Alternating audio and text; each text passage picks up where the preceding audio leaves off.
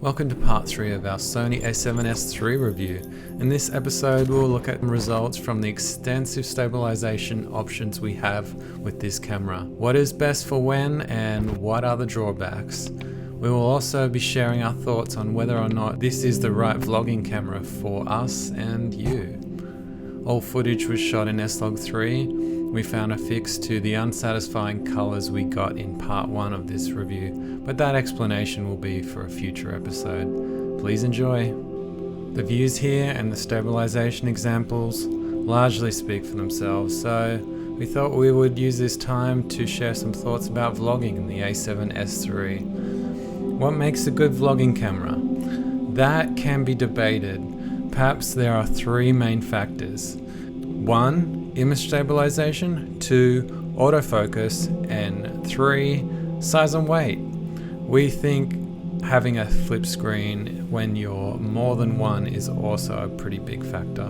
The A7S III is about the best there is for image stabilization and autofocus, but what about size and weight? Maybe it's not so great there. We would much prefer the size of the 25% lighter A7C. We could have lived without the EVF altogether in a video-centric camera, to be honest, but maybe the A7S III has some other features that may make up for the extra size and weight, such as lightweight lenses like the 18mm Samyang, excellent image quality, excellent slow and quick modes, memory recall settings for repeatable run and gun results, and almost non-existent rolling shutter, which makes the stabilization look even better as the subjects are not distorting in the frame when they are moving while the camera may be fixed.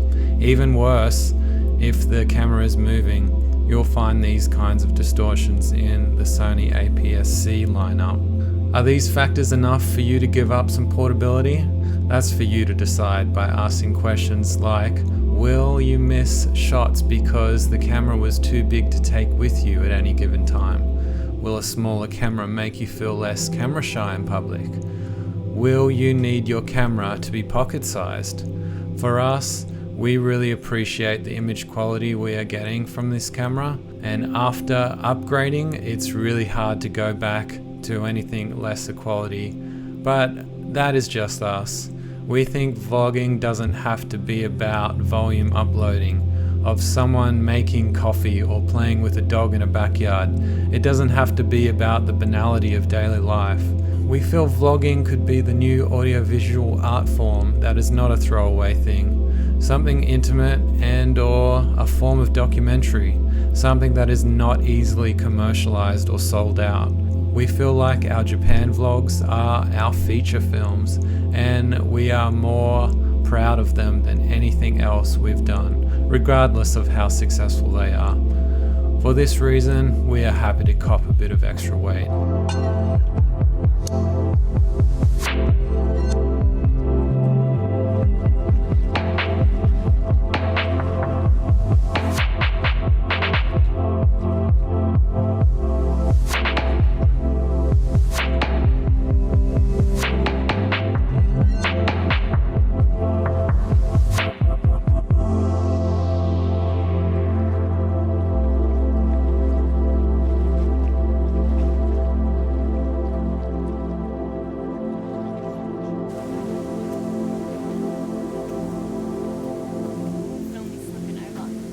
Yep.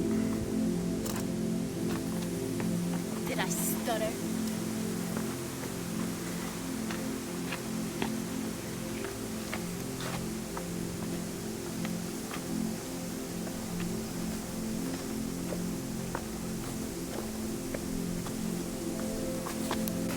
It's a nice way of saying ripping people off.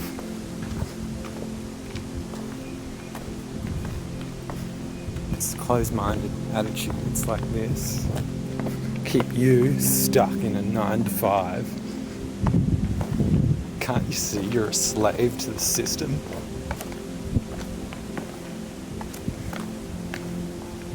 I get up at 3 a.m. in the morning. So how would you rate that climb? Like an 8 out of 10. Yeah, it was nice, and the view was nice. So on the gimbal right now, So we've got the G6 Max from Fayutech and the Sony mic up the top. It's a pretty heavy setup, maybe 1.5 kilos.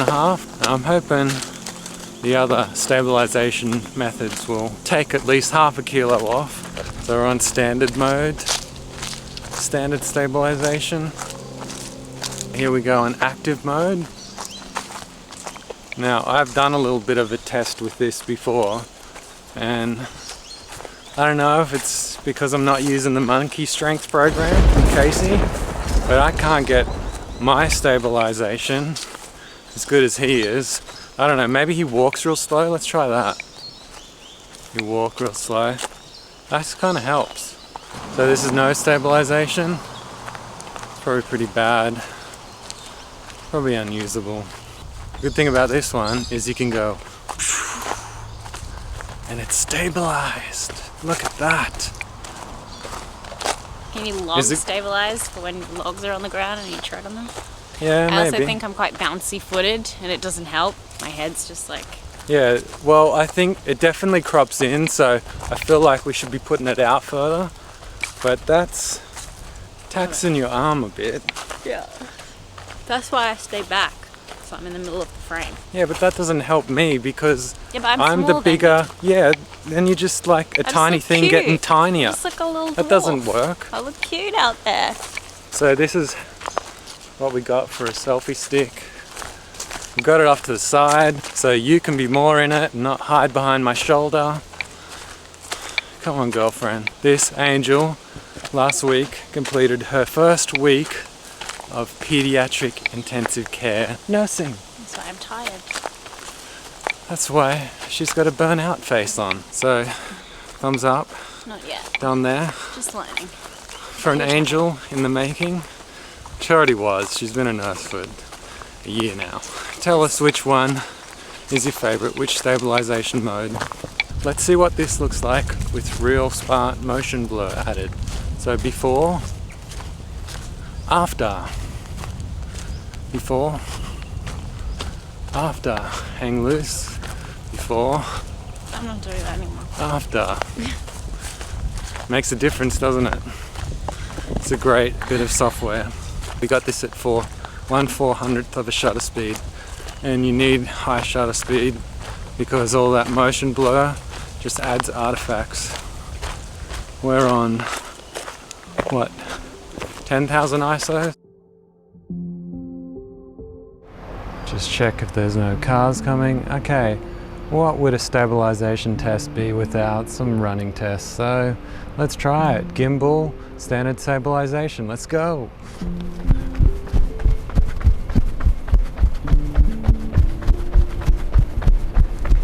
Active stabilization.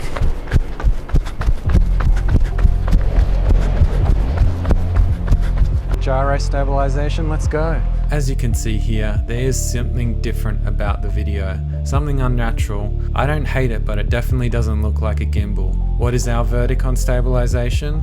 Standard is best for gimbal.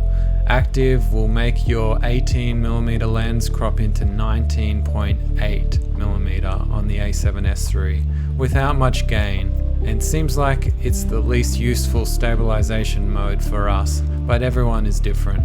Maybe active could be best for tripod imitation. I think gyro stabilization is incredible technology. All it takes is a little bit of effort in post and the results are amazing when used in conjunction with real smart motion blur. Check the card appearing on screen now for an explanation of that software. For vlogging shots, it's also great, but it's not a replacement for gimbals altogether, especially the more adventurous things get. The crop is too big for running shots, and gimbals don't just stabilize, they also help you create cinematic motion with no crop, and it's just a comfortable way to hold a camera for video, and a lot less fuss in post. Okay, duck.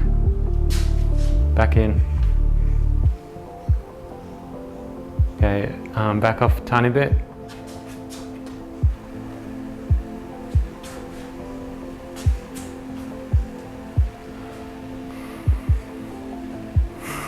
Oh, you've confused it. Go back a little bit and do that.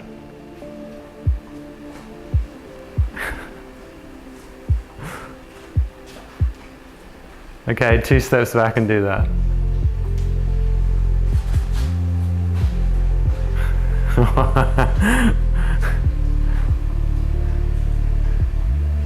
Okay, Sony cannot deal with some Fortnite dancings.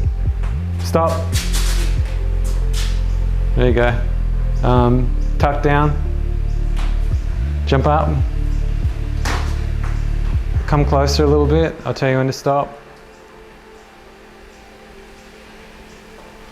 Yeah, stop. All right. Take some steps back.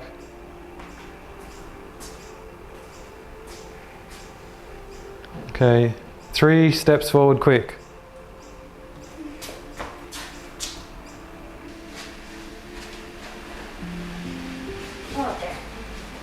Come on, get your form right, man. That's it. Okay. Amazing. Back up. Now let's just go crazy and drop this ISO way down.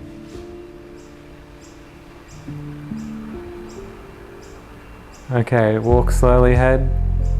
See if it can get you.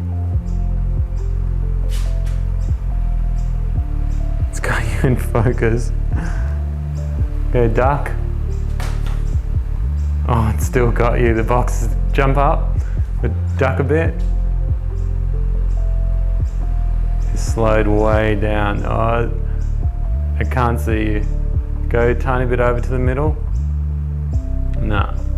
We've torture tested. Oh, it's got you. Just.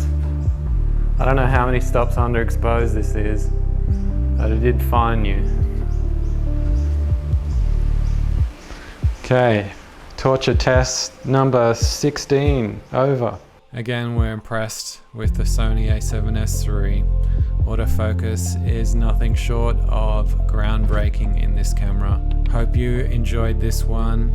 Please stay tuned for part 4 of our review, and please tell us your thoughts in the comment section, and subscribe if you haven't already. That's the only way you can support us right now. Bye guys.